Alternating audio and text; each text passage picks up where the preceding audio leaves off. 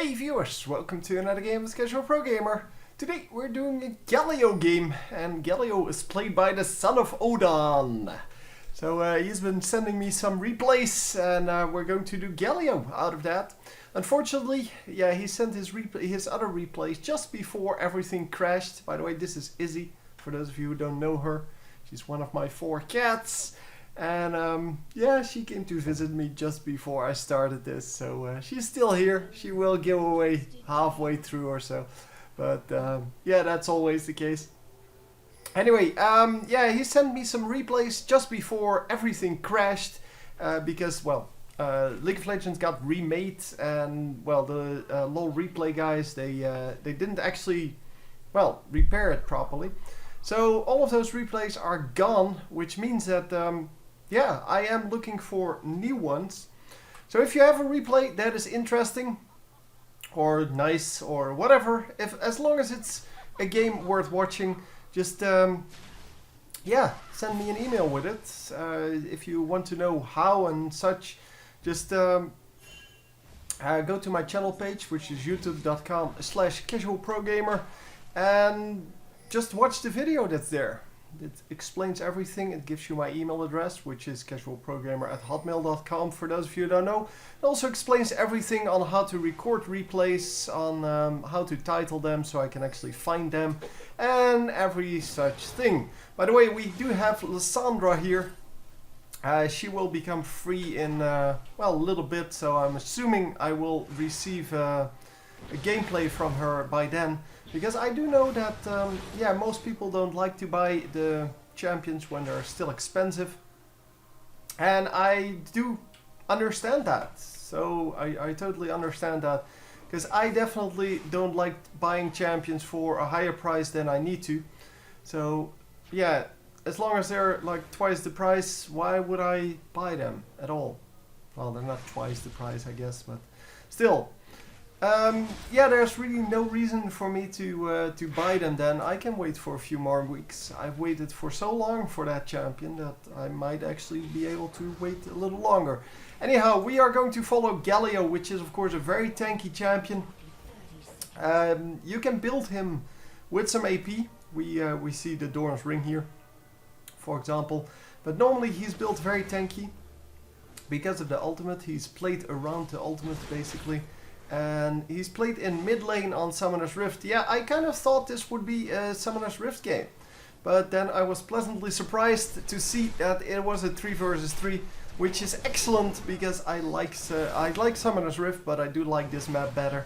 It is, yeah, it's just more active. You don't have a 20-minute laning phase. You have more like a 5-minute laning phase.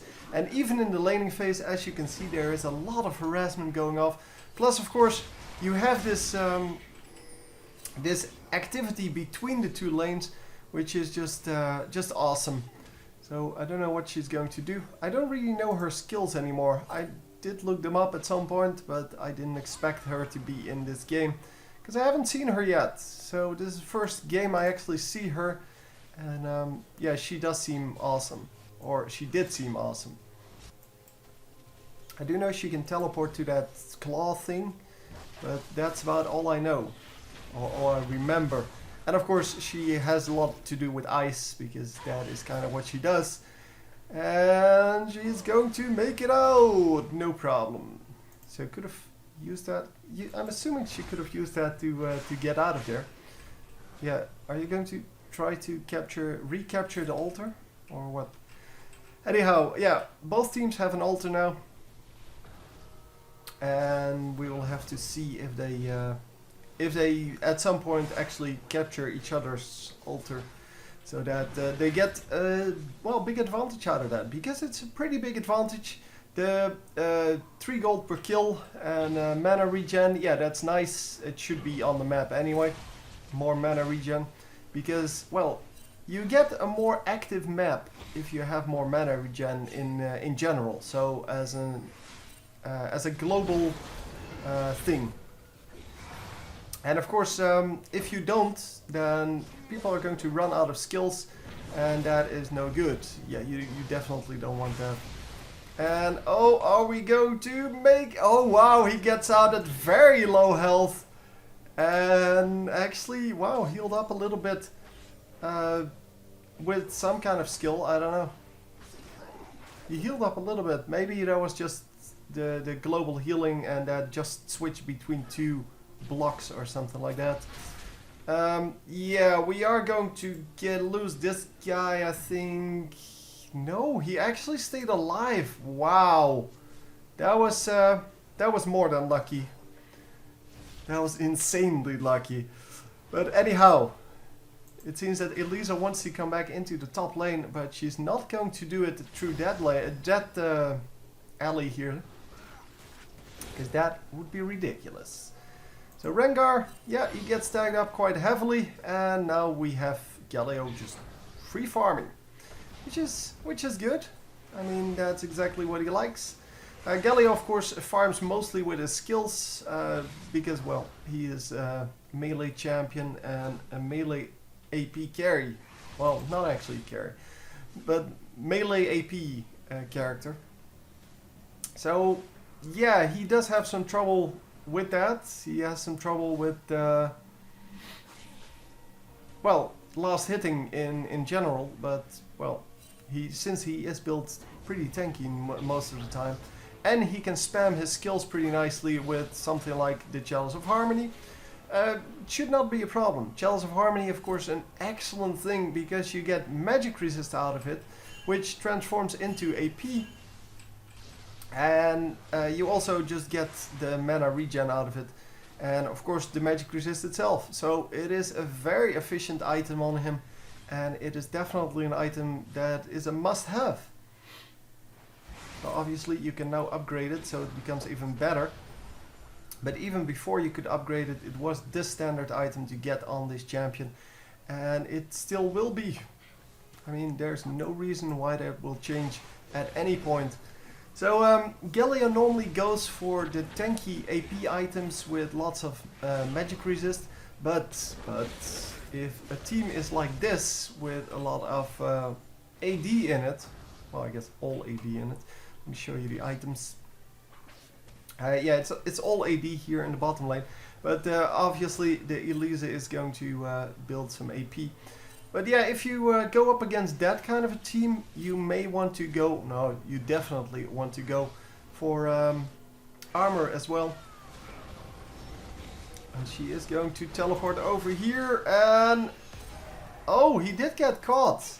I was wondering why he didn't get caught, but he did get caught, and he actually got snagged on the outer edge of that ultimate, and then came back in afterwards and was there for the damage, which is the only important part, of course. You would rather not have them in there when, well, when they're not, yeah, when they're,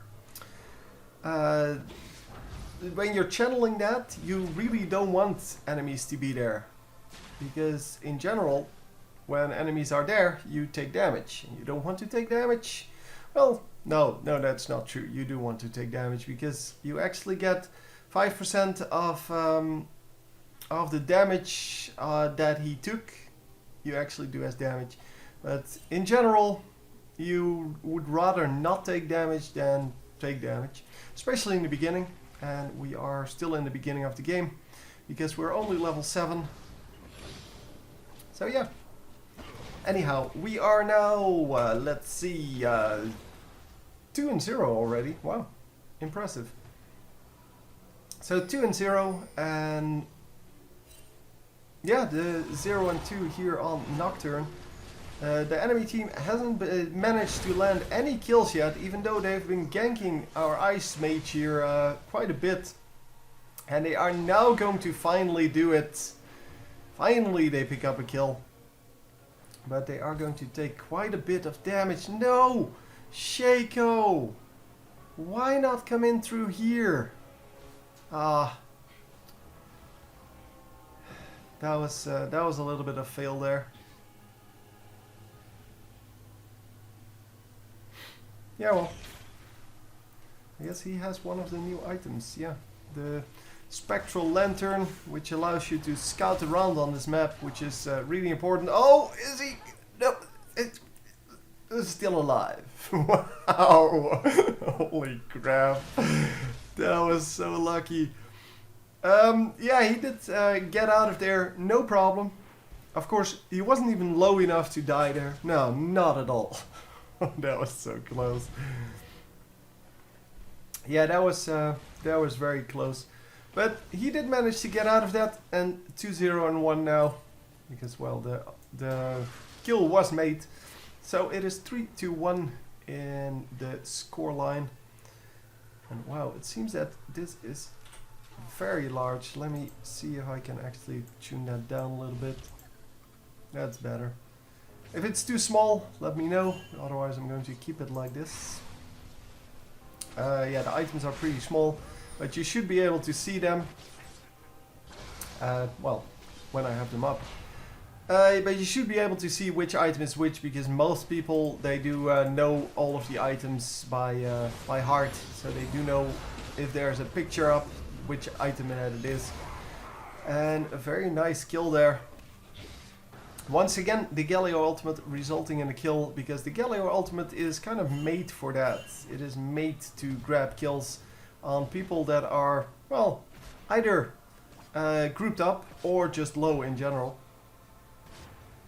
And is this guy in trouble? Did he use his ultimate? Yeah, he did use his ultimate, but he didn't jump to his target. Because Shaco probably went invisible. I couldn't actually tell. Yeah, we are going to get another kill here. I really don't understand why you would go there on your own as Elisa. I mean, Elisa is not really a tanky champion.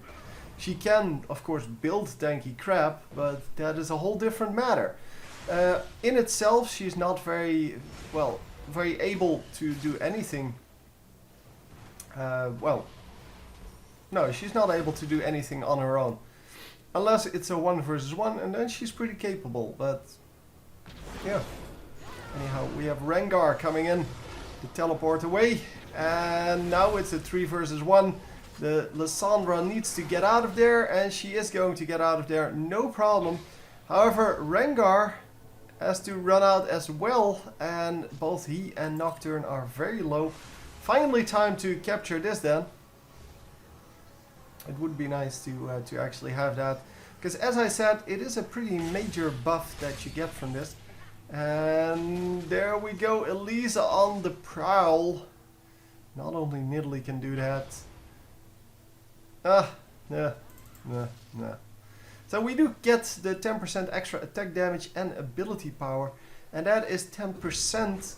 So that is pretty significant, because once you reach a little bit of AP, like here, you actually get a big bonus out of that. So obviously the same goes for attack damage. But yeah, most of the time it is better for the AP carries than the AD carries, because the AP carries, they both have to land basic attacks, and they have to land the spells, or they can land the spells for extra AP. But yeah, if you have 0 AP, then the bonus is not really useful. Well, the AP bonus, that is. A very nice path here for Shaco, but he did get spotted there. And yeah, he should have... Yeah, no, he should have done nothing. There was nothing he could do. Where are we? Let me rewind, because I followed the one part of the team fight, and then, well, the other part was way more interesting. So we are going to run into the Shaco box, and once again the ultimate results in a nice kill. And they might actually be able to pick up the second kill. No, he misses that. Yeah, unfortunate, but nothing you can do about that. So anyhow, it seems that 2-6 is a pretty good score for now.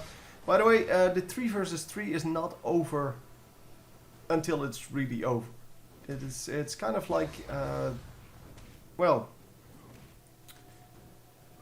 no, it's kind of like nothing. It differs from the Summoner's Rift games in that if you are behind, you can still do very well. So it's all about that last team fight. And obviously, if you have way more items and way more gold, then yes, the chances of the enemy team winning the team fight, so the lower team winning the team fight, are pretty slim. But if you have two teams that are relatively close, so let's say with less than 15% between them in gold, then both of them can still win the team fight depending on how they engage in the fight and things like that. And all in all, that can definitely be be done. And if you kill the enemy team in the last team fight, so the final team fight of the game, then if you ace them, then you have so much time to kill their towers that it doesn't matter that you're not as strong. It's all about that team fight. And that's exactly why you're farming up all game, because you're farming up for that last team fight. And obviously the purple team here has a much better chance of winning that team fight at this moment, but it doesn't mean that they will always win that team fight. I mean, we've seen plenty of comebacks and such on Summoner's Rift. So yeah, that's exactly what we're talking about here. If you can catch one of the enemies off guard, if you can surprise them in one of the bushes, then yeah, even if you were behind, the 3 versus 1 is easy to win, and then from there on out it's a 3 versus 2 at best, so you can definitely do it. And we are going to grab 2 kills for 1. And Chico once again dies. Here comes the ultimate, and is it good enough? No, no, no. Oh, wow, he still had his flash up. Okay, it was good enough. There goes the first ace. Obviously an ace on this map is not as spectacular as it is on 5 versus 5, but still, it's a nice thing to have. And the 3 kills in a row is definitely good for pushing stuff. Because now they can get this, they can get the tower, and they might actually be able to push top lane as well, because top lane hasn't been pushed all game yet, and it's kind of time to do that. So we are going to jungle a little bit, because why not? Might as well. And yeah, so we are 315 here, and this guy is 514. And I'm 2, of course. And Lysandra is 541 and 2. So there you have it. I don't know if you should be able to see that. I mean, you see it in the same quality that I see it, and if I can read it, you can read it. I will put it a little bit larger. Let's say at the S. Yeah, that makes it a lot more visible. Unfortunately, they still haven't really done a whole lot to make these things more visible on streams and such. Yeah, we did see those kind of things in other games, where they really made the UI. They made it, of course, for the game, but they made it more visible for streams. So things like these small numbers, as well as all of these numbers, they're very hard to read on stream, and even on a YouTube video where I have all the time in the world to process it properly, but still I will lose some video quality. It will be, well, not too much, but it will be worse than what I see. And because of that, these numbers should be a little bit larger, and well, other things can be a lot smaller. For example, these pictures in front of it, nobody cares. Yeah, everyone knows what they are. So you don't need to see all the details on them, although you won't see the details on them anyway with this kind of resolution. So with my smaller UI, but especially this top part is way too big for compared to these numbers, because I'm toning it down for the things on the side, as well as the thing on the top. The thing on the top takes so much space, and well, this of course, but this I can remove manually, so not too much of a problem there. Anyhow, I hope they fix that at some point. And whoa, Rengar doing his job. Insane damages, and it seems that Chico is not having a good game. He's 2 and 3. He has been killed 3 times out of the 4 total deaths. And that one death on Lissandra was a 3 versus 1 gank up top here. And yeah, that was pretty much almost survived by her. And yeah. So Shaco the only one that that really is getting killed all the freaking time, compared to the rest, of course. Because Galio has a 0 there. But 605, that is pretty impressive for someone who's normally built as a tank. Obviously he is building somewhat tankier now with his chain vest and hey Izzy. With his chain vest, and he does have some yeah, some other crap that makes him a little tankier. Yeah, the witch cap now. Witch cap is of course the death cap for this map. It has a little bit different build, and it does incorporate that hourglass thingy, where you can become invulnerable for 2 seconds, which is awesome.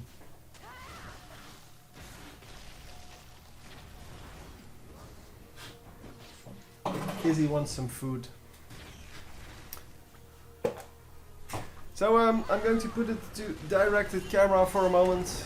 And I'm going to try to feed her some food. She doesn't really like this. She wants the better food. Oh no, it's okay. It's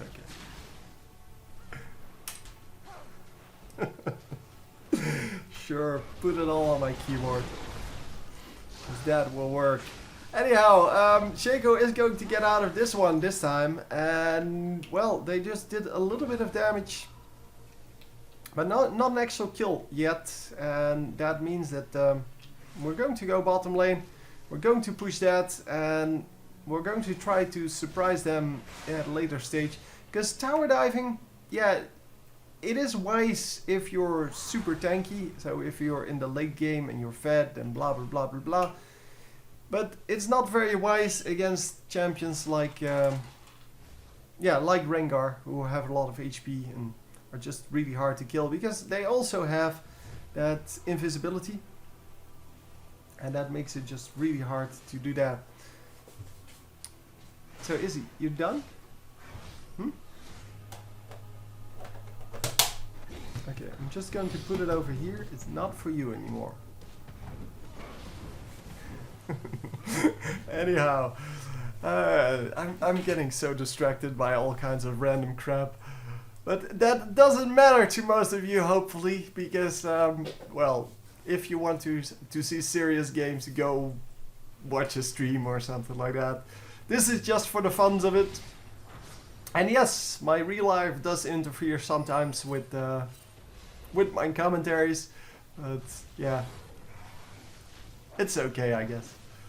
I don't really care, and I hope none of you do.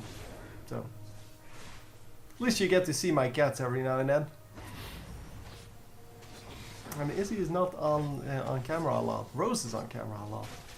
But yeah, well.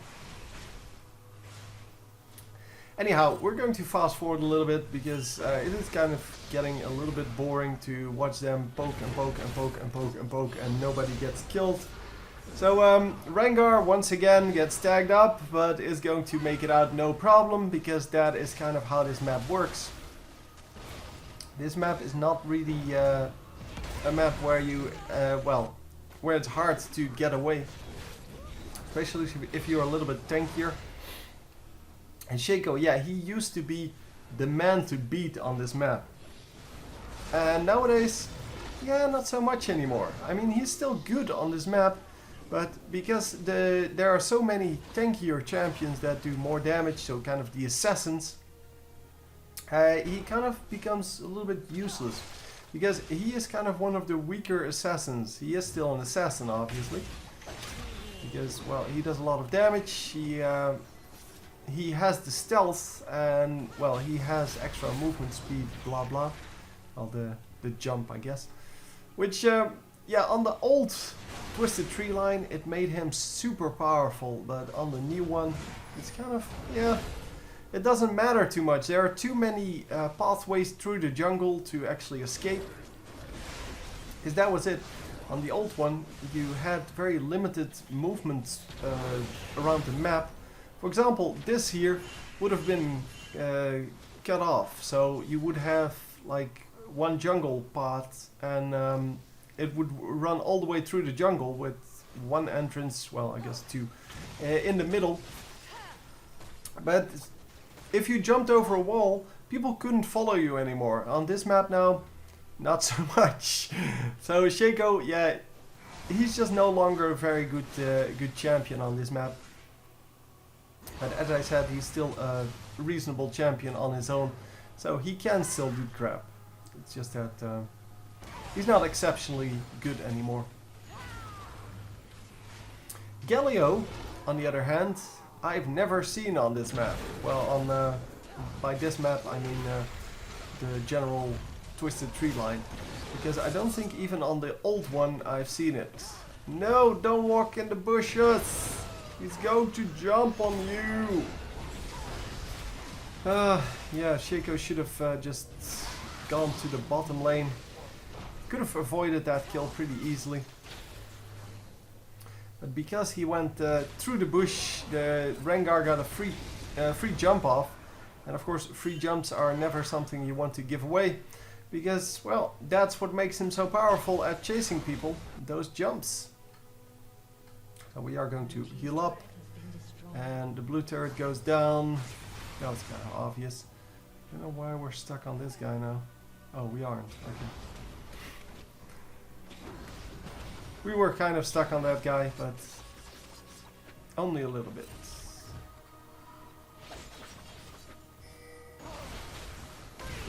Okay, here we go. We are finally going into a multiple versus one by the enemies, and they are going to do very well here, but unfortunately, well, the purple team, yeah, didn't really come in. Obviously, Galio was in base, and Shaco was too afraid. Shaco already died a couple of times, well, 4 times. So he didn't want to die again, and obviously the Lissandra should have known that Galio was in base. Yeah, I'm not actually sure if he was in base when the fight started or when she overextended like that. But, well, at least she should have known that she was on her own. And yeah, if you want to invade the jungle, if you want to overextend like that, you definitely don't want to do it, well, on your own. You want to have, well, both of your teammates there as well. And we are going to fast forward again. So yeah, there's a lot of farming going on in this mid lane, mid game, sorry. I don't really understand why. They can definitely do a lot more than just farm. Especially the purple team. The blue team is of course trying to kind of, yeah, catch up. Because they're quite far behind, and what they want to do obviously is get to a similar amount of gold, so that they can actually win that last team fight. Shaco once again going down, and there we go, picking up the kill back, so it's still okay. It's still okay. So yeah, Nocturne did get out of there. Nocturne 1 and 4, so he hasn't really yeah, done very well either. But look at that, 244, 232. That's insane minion amounts for this map. That's insane. I mean, how do you even get time to do this? Well, we are 32 minutes in, where normally these games end at about 20 minutes. So I guess there's that. But yeah, I'm not actually sure if they did something wrong. Well, they weren't aggressive enough. They knew they were ahead. They know they're still ahead. But they're not really aggressive enough if they just group up and push a tower. And the enemy needs to defend that. And you're either going to get an opportunity to kill someone, or you're going to get an opportunity to do something else. And once again, the Shaco is overextending and he gets killed. So yeah, the enemy team here is so the blue team. They are farming up way better than our team, but well, No, in general. Not, no, it's not way better. They are farming more equally. That's actually all I wanted to say out of that. But yeah, we have two guys that have just insane farm, and then the Shaco, who is completely, yeah, void of farm. I mean, 88 when your carry is at 288. Yeah, that is pretty nasty. And we are going to attempt to do something. And here, a 3 versus 1 thrown into their lap. And come on, just make it work. Shaco needs to just run out of there. No, just run. Yep, there we go. Nice. So 808 on the gargoyle. Oh man. Galio the gargoyle. And look at this. Shaco is not out of there. He had all the time in the world to get out of there, and now he almost gets killed. He might still get killed. He is going to get killed. There you go. Because he didn't want to just do what he needed to. And he needed to just recall and come back in afterwards. And Galio's not going to die here at any point. But he probably is also not going to pick up that kill. He did pick up the minions though. That was pretty nice. And yeah, he's not going to pick up that kill. Nocturne is too hard to kill at this point, and yeah, well, that means that they're just going to have to deal with that. So either kill him sooner in the team fight or just completely ignore him. Either way is good. I mean, it doesn't really matter too much. And oh, once again, the 2 versus 1 from the blue team. The blue team is way more aggressive, as you might have noticed. They're way more aggressive in the multiple versus 1 kind of setups. And we are going to now do a 2 versus 3. But with Shaco there. Oh, never mind. Yeah, I wanted to say with Shaco there, they have a 3 versus 3. But yeah, Shaco got killed, and that leaves just this poor Galio on his own. Is he going to make it? Is he going to grab the kill? Oh wow, nice damage! Yes, he is going to grab the kill. Another ace, and yeah, you can see now how much time they have. I mean, they have 40 seconds or so to push, and that's exactly what I was talking about in the beginning. If you get, well, not in the beginning, but earlier. If you get that, well, that advantage in the late game, so that, well, ace or something like that, you don't have to actually have an ace, but if you kill people in the late game, the respawn timers are so big that, yeah, you're kind of, it's kind of hard to not get anything out of that. So we did get Valmor there, and yeah, the Valmor buff is indeed better visible. I asked about that last time, and someone asked me that, yeah, it was indeed better visible than the little thing that you see around, well, that team now, which indicates that you have an altar. But yeah, I don't know why in League of Legends everything has to be on the screen 3 times. I guess that's just the way they want it. I don't really understand that. But yeah, every buff is like on the, well, on the champion, and then it displays here as well, and you, well, they removed one, I guess, but you could also see it somewhere else. I forgot. Oh, on the portraits, I think. No, I don't know. I forgot. It's not on the portraits. But back before we had spectator modes, it used to be visible in 3 places, which was kind of insane. But, well, I guess now it's visible in 2 places. So, yeah, almost finishing the game here, and we should be able to finish the game. Yeah, there we go.